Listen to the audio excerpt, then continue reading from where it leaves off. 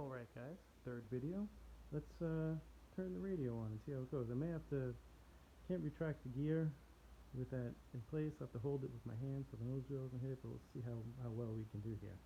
So those of you not familiar, this is a Jetty DS DC-24, I'm sorry. It's intended to be used with tray, not to be held with your hand and phone. I fly by pinching the sticks with my fingers as opposed to holding it like this.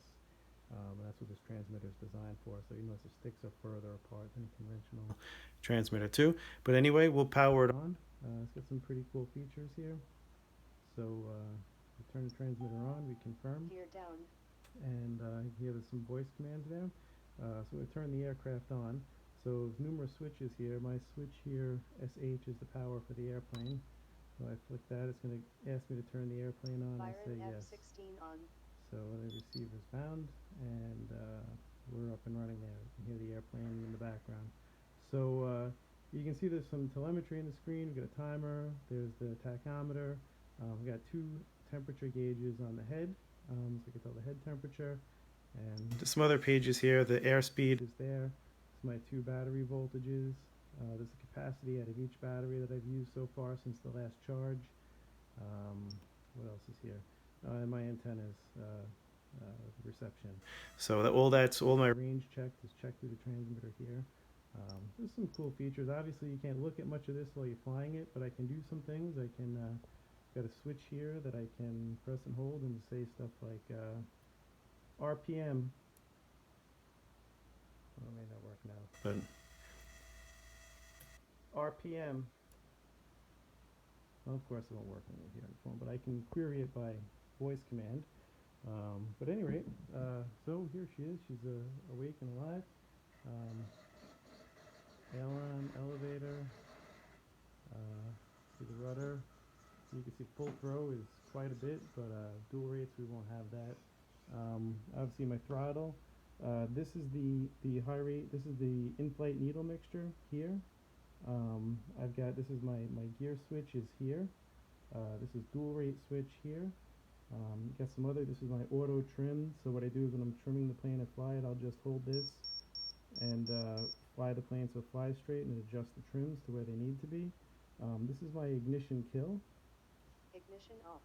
So what this does is totally pulls back the throttle servo to a closed position to shut the engine off. You can hear the throttle servo is not responding. Ignition on. And then the throttle response is normal. And I also have a low idle for landing, and then idle I can up. keep the idle up for flying around. But okay, let me see if I can give you a little retract love here. Not sure how I'm gonna do this. Let me put this down. We'll hold this up for a sec. Get that out of the way. And let's see if I can. Yeah, I guess I could do it like this. Oops. So let me back off a little bit so we can. Gear up. Gear retracts. Gear down.